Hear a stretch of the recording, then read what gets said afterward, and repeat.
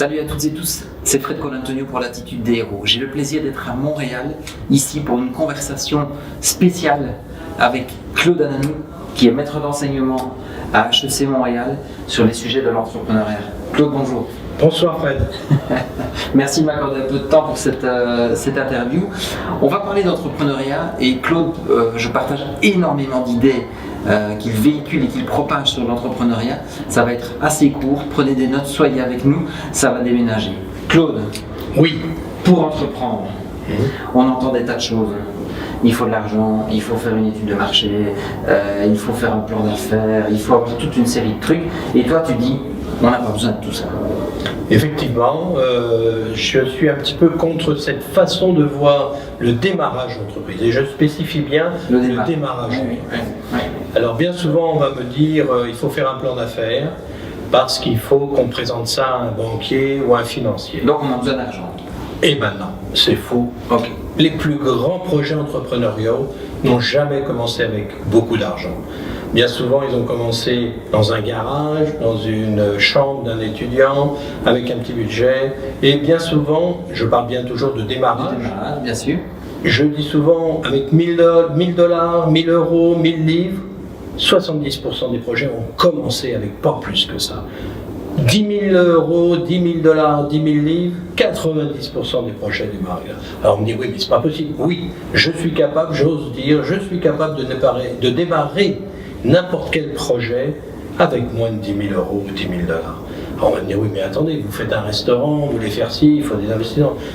Non, parce qu'au départ, à la limite, au lieu de bâtir, à titre d'exemple, même si je fais la production, où mon objectif c'est de produire quelque chose, je peux très bien démarrer au départ en faisant de la sous-traitance. Aujourd'hui, je vais faire peut-être mes prototypes avec de l'impression 3D. Effectivement, il y a quelques années, il fallait avoir un moule, il fallait minimum produire 1000 exemplaires et tout. Aujourd'hui, je vais faire quelques exemplaires, peut-être avec mon impression 3D. Et vous savez, on peut faire même de l'impression 3D aujourd'hui en mini-tirage. Donc je peux commencer à vendre. Donc je peux commencer à vendre ma bouteille, vendre mon objet. Si c'est dans une autre forme, je peux toujours sous-traiter. Et bien souvent, c'est la Chine qui va nous produire. Donc pourquoi moi je vais monter une usine, avoir une flotte de camions, avoir des machines, avoir des employés? Ben non, je vais le donner en sous-traitance, en impartition à un sous-traiteur qui va me produire mes premiers tirages. On va me dire, oui, mais ça coûte plus cher. Oui, mais pour démarrer, je suis plus lean, c'est plus léger, je vais sortir 100 exemplaires, 1000, 5000, peu importe, à une plus petite échelle que d'avoir bâti mon usine, avoir engagé des employés, acheter des machines et tout ça. Donc l'argent est un faux problème. Ce que tu me disais aussi par rapport à ça, c'est qu'on pouvait très bien d'abord gagner le contrat, ce qui permet d'avoir un acompte aussi pour pouvoir démarrer et commencer à payer aussi le sous-traitant. Sans prétention, j'ai démarré plus de 10 entreprises dans ma vie, et c'est sûr qu'à la 7e, 8e, là j'avais l'argent pour démarrer. Oui, et je me faisais un devoir de démarrer avec 1000 $. Le banquier me dit, même si non, non, je dis parce que si j'arrive à démarrer avec 1000 $, ça tient la route. Ça va tenir la route. Combien j'ai vu aussi de gens revendre leur entreprise et avoir, alors qu'ils avaient démarré avec 1000 $ et parce qu'ils ont vendu leur entreprise, avoir beaucoup d'argent et dire là maintenant, oh, j'ai pas de problème, je peux m'acheter tout ce que je veux, et puis ça marchait pas. Donc c'est un faux problème l'argent. C'est un faux problème l'argent. Ce qui est important, c'est de passer à l'action d'abord. Complètement. Est-ce que je dois faire une étude de marché alors? Alors pareil, ça aussi, il y a un mythe et on fait des études de marché. Soit disant qu'il y aurait un marché, que je vais l'étudier pour le comprendre, et puis mon fameux camembert, je vais en prendre une petite part de la tarte. D'accord? Or, il faut comprendre que si je démarre moi demain un produit, un service, je vais le vendre à des gens. D'accord? Quand je vais le vendre à des gens, c'est en fait, je vais créer un nouveau marché. Donc on ne prend pas des parts de marché, on crée son marché. Parce que ça veut dire qu'on n'est pas dans le camembert. Non, parce que les gens qui m'achètent, c'est s'ils n'achètent plus, peut-être même chez un concurrent, mais ça peut être aussi des gens qui n'achetaient même pas dans cette fameuse start. Alors demain, un petit exemple, je dis n'importe quoi. Je fais des hamburgers, bon, est-ce que je veux dire il y a 1 milliard d'hamburgers qui se vendent par jour dans le monde, moi j'en ai un 0,0025 comme j'ai vu des fois, des millions de fois, avec des pourcentages comme ça infinitissimo, et quand dit genre étant, ça va me faire au moins mes 10 000 hamburgers par mois ou quoi que ce soit. c'est que le fait que je fasse un nouveau hamburger, c'est que je vais créer, parce que mon hamburger c'est identique, il ne pourra jamais être identique à ma concurrence. Les gens vont rester dans la concurrence, donc c'est que j'amène quelque chose d'un peu différent. Tu vas créer une poche en quelque sorte. Alors, est-ce que c'est 1% mon hamburger parce que moi je dis c'est de la viande halal? Est-ce que c'est un peu plus parce que je dis que je mets de la harissa ou je ne sais pas? Ou que j'utilise une viande genre du tofu, puis moi que c'est pas de la viande d'hiver? Mais déjà je vais me démarquer, puis je peux arriver à dire c'est même plus un hamburger, moi c'est un hamburger végétarien qui est à l'antithèse du hamburger qu'on conçoit. Et je suis là peut-être à 90% de la différence du hamburger, du marché du hamburger. Donc des gens qui n'allaient pas chez McDonald's vont peut-être venir chez moi, parce que moi mes hamburgers sont végétariens. J'ai fait une boulette qui ressemble à une boulette de viande, mais qui est faite avec des légumes ou quoi que ce soit. Donc on crée un marché, on ne prend pas une part de marché. Et je suis avec Paul Millier, on appelle ça la segmentuition. C'est-à-dire bien souvent les gens qui font une étude de marché disent alors j'ai le gros marché, je vais en prendre une part, je vais me positionner par rapport à ça. Et dans ma façon de voir mon approche Sinop, c'est qu'on dit non, moi je suis assez perspicace, ethnographe, pour voir plein de gens qui ont effectivement des besoins qui ne sont pas comblés. Oui, et je vais le créer ce marché. Ils sont pour le moment éclatés, personne ne les comble ou les comble mal, et moi je vais les fédérer. Donc comme un millefeuille, la pâtisserie, c'est une fois que je mets une feuille là, mais il y a plein de feuilles comme ça, et moi j'accumule les feuilles et j'en fais une pâtisserie. Mais au départ, je n'ai pas dit j'aurai une part d'un soi-disant grand millefeuille qui existe, puis moi je vais en prendre un petit bout. C'est que j'ai créé mon millefeuille. Alors je fais l'analogie dans le livre et tout, c'est sur la page couverture, c'est ce que j'appelle le patchwork. Le patchwork, la courte pointe en français au Québec, c'est quoi? C'est que j'ai plein de morceaux de tissus qui ne servent à rien, qui n'ont aucun sens entre eux, et que je prends ces morceaux-là et je crée quelque chose. Et quand on crée un patchwork, c'est pas un puzzle. Puzzle, il y avait une image. Alors je peux dire, tiens, je refais cette image. Le patchwork, je crée la chose. Parce que j'agence ces morceaux de tissu de ma façon, de la façon que je veux les voir. Et à la fin, je crée quelque chose qui n'existait pas. Et bien souvent, un patchwork est unique. On ne peut pas le refaire deux fois parce que j'avais qu'un petit bout de tissu comme ça que j'ai mis dans mon patchwork, je ne peux plus l'avoir ce morceau-là. C'est donc une logique d'innovation, quelque part. Hein. Voilà. Ok. De création. On crée un marché. On pourrait faire l'analogie, par exemple, qui est souvent assez rassurante pour les entrepreneurs qui nous regardent, avec Apple qui était le premier sur le marché du téléphone intelligent. Mais quand il est arrivé, c'était autre chose, lui. Voilà. Il n'a pas dit je vais prendre une part de marché. Oui, c'est vrai qu'il y a eu certains clients qui achetaient peut-être des Samsung, des Nokia, des Ericsson, je sais quoi, puis maintenant qui achètent, mais il y a eu plein de gens aussi qui n'avaient jamais acheté ce type. Ils ont créé le besoin. On ne crée pas le besoin. Qui avait des besoins, mais que lui a comblé en disant c'est même plus un téléphone intelligent, c'est autre chose. Avec ses applications et tout son modèle d'affaires qu'il a mis, de dire les autres créeront des applications, mais ils passeront par moi pour que les gens les téléchargent. Et c'est là que je vais faire de mon argent aussi. Donc Apple, il ne s'est pas dit, je te dis combien il y a de millions, de milliards, centaines de millions de téléphones portables qui sont produits. Il s'en dit, moi je vais avoir un 16%.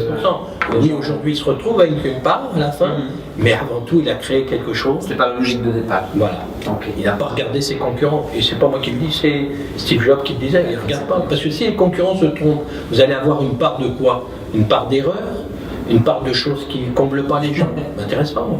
Et c'est ce qu'on appelle l'océan bleu. Hein, c'est je crée mon marché, je vais dans mon propre océan, je crée mon océan, je laisse les autres se battre sur leur marché. Alors c'est sûr qu'à un moment, une fois que j'ai créé ça, les autres vont venir.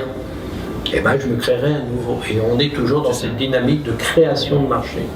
Donc j'ai pas besoin d'argent pour démarrer, en tout cas pas de somme significative. Pas d'étude de marché, j'ai pas besoin d'accélérer un peu plus, ça accélère le processus. Notion du risque. C'est très risqué, ça. Ben voilà, hein, cette notion du risque. Alors combien de fois on entend les entrepreneurs, c'est des gens qui prennent des risques, qui savent calculer les risques, qui sont insensibles aux risques, on met le mot risque. Et c'est pour ça qu'on fait des plans d'affaires, c'est pour essayer de maîtriser ce fameux soi-disant...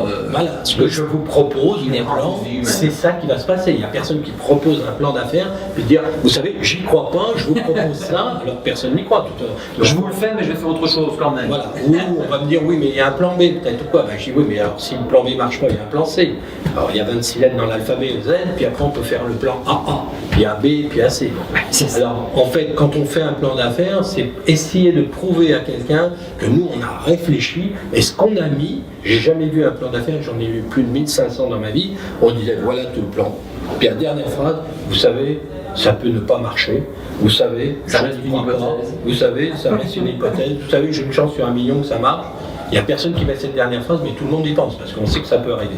Oui, y compris celui qui lit le plan d'affaires, évidemment. Voilà. C'est ça le jeu de dupe, en fait, dans l'histoire. On essaye, en fait, de duper, en fait, sur un plan d'affaires, c'est un beau gros menteur, d'avoir une façon de mentir aux gens qui vous croient dans votre non-certitude de ce que vous annoncez. Donc, ils croient à votre incertitude, entre guillemets, et ça, mais ils pensent que ça va devenir une certitude parce que vous l'avez présenté d'une certaine façon, et on y croit. C'est la conviction, en fait. Oui, parce que si ça marchait, ces fameux plans d'affaires, pourquoi les venture capitalistes, les VC, vont dire, nous, on investit dans 10 projets qu'on a analysés pourtant, hein, puis on sait qu'il y en a 9 qui ne vont pas marcher, et oui. Ou à peu près 7, 8, 2 qui vont végéter, puis un qui va nous faire rattraper tout. Ils ne miseraient que sur celui-là, s'ils avaient la façon d'évaluer, c'est leur métier. Eux, ils prennent, entre guillemets, c'est des investisseurs. Hein, donc ils sont là prêts à perdre leur argent à eux. Alors s'ils savaient comment déceler un bon plan d'affaires, hein, ça serait de toute façon... Oui, et puis 100% des plans d'affaires seraient des success stories. Ben voilà, il y a 19 000 livres qui ont été écrits sur le plan d'affaires. Donnez-moi les 4 meilleurs livres, comment faire un bon plan d'affaires, et donc moi je vais vous faire un super plan d'affaires, qui devrait marcher. Or, il n'y a personne qui peut se targuer d'être sûr de dire moi mon plan d'affaires il est meilleur que les autres et moi je suis sûr qu'il va marcher. Donc la notion de risque aussi, pourquoi on utilise ça en entrepreneuriat, et bien souvent tous ces termes-là, tous ces mythes en entrepreneuriat, qu'il faut de l'argent, qu'il faut faire des études de marché, c'est pas les entrepreneurs qui ont créé ça. C'est l'environnement. Oui, c'est les banquiers, c'est des profs, c'est des gens de l'extérieur qui analysaient, puis tout. C'est jamais les entrepreneurs, parce que, vous savez, on a la méthode Kaizen, la méthode Sigma, là on a analysé des gens qui étaient plus performants, plus efficients, puis on a dit comment ils font. Mais il n'y a jamais des gens qui ont écrit sur les plans d'affaires, on dit, nous on a d'abord été voir des gens qui réussissaient mieux que d'autres à démarrer, et c'est vrai, ils avaient fait un plan d'affaires. Donc le plan d'affaires, c'est un élément étranger au monde de l'entrepreneuriat. Ça a été imposé par des gens qui n'étaient pas en entrepreneuriat, qui n'étaient pas des entrepreneurs. C'est ça qui est dramatique. Moi, je veux bien qu'il y ait des méthodes, des théories qui marchent un peu mieux que d'autres. Mais on les a effectivement analysées sur le marché. Puis là, vous avez des profs, des scientifiques qui ont fait la conceptualisation de ça. Mais ce n'est pas les entrepreneurs qui ont créé le plan d'affaires. On leur a imposé un corps Ça a été injecté, c'est ce que j'allais dire, injecté un corps étranger. Alors le mot risque, c'est un terme d'assurance, c'est pas un terme d'entrepreneuriat. Moi, en tant qu'entrepreneur, je n'ai jamais pris de risque dans ma vie. J'ai une sensibilité à la perte. D'accord ? Quand je suis face à une situation, je me dis qu'est-ce que je peux gagner, qu'est-ce que je peux perdre. Et suivant ma sensibilité, j'y vais ou j'y vais pas. Pour le même rapport de qu'est-ce que je peux gagner et qu'est-ce que je peux perdre, je prends une autre personne, elle dit moi j'y vais pas ou j'y vais si admettons moi j'y vais pas. Donc ça n'a rien à voir avec le projet s'il va effectivement fonctionner ou pas fonctionner. C'est une faction de sensibilité. Comme j'aime dire à mes étudiants, j'ai été moi dans des projets où tout le monde me disait ça ne marchera pas. Et je me suis dit, qu'est-ce que j'ai à perdre ça? Par contre, si ça marche, même si tout le monde me dit que ça ne marche pas, ça ne marchera pas. Si ça marche, je vais être le seul. Et là, je vais gagner le jackpot. Parce qu'il n'y a personne qui va. Parce qu'à tous les autres, on leur dit, il ne faut pas y aller. Ça ne marchera pas, ton truc. Et c'est ça. Toutes les grandes inventions, tous les grands projets entrepreneuriaux qui ont été créés, bien souvent à ces gens-là, ils n'arrivaient pas avec une certitude de dire ça va marcher. Ils étaient dans une incertitude, mais ils avaient apprivoisé. Voilà, ils avaient apprivoisé cette incertitude, puis dire ouais, même si tout le monde me dit que ça marche pas, moi c'est pas grave. Cette notion de risque, elle est fausse. C'est juste une question de dire qu'est-ce que je suis prêt à perdre par rapport à ce que je suis prêt à gagner. Et donc il n'y a pas de projets qui sont plus à risque et d'autres qui sont moins à risque. C'est une question de sensibilité. Comme je le disais, j'étais dans des projets où tout le monde me disait c'est impossible, puis d'autres, il y a 99, ils n'y iraient pas, même si on les disait 99% de chances que ça marche, ils n'y iraient pas. Donc, apprivoisons l'incertitude et ne cherchons pas l'incertitude. Donc, si on résume, Fred, pas besoin d'argent, pas besoin d'études de marché. C'est pas une question de risque, c'est une question de sensibilité. Donc, chaque cas est unique. Par rapport à un projet, chaque projet est unique parce que c'est en fonction de ma sensibilité Donc là, j'ai plus besoin de prendre affaire. Qu'est-ce que je fais? Je passe à l'action. Je fais des petites actions qui tout de suite vont me permettre de réagir. Oh, je ne pensais pas que c'était si facile. Oh, je ne pensais pas que c'était si difficile. Et comme je vous le disais tout à l'heure avec mon millefeuille, je bâtis doucement, je monte, je rajuste, je peaufine. Et c'est ça être entrepreneur. C'est partir à l'aventure, peut-être s'équiper un petit peu, de dire où je sais faire, mais ne pas être certain de ce qui va arriver, mais d'être prêt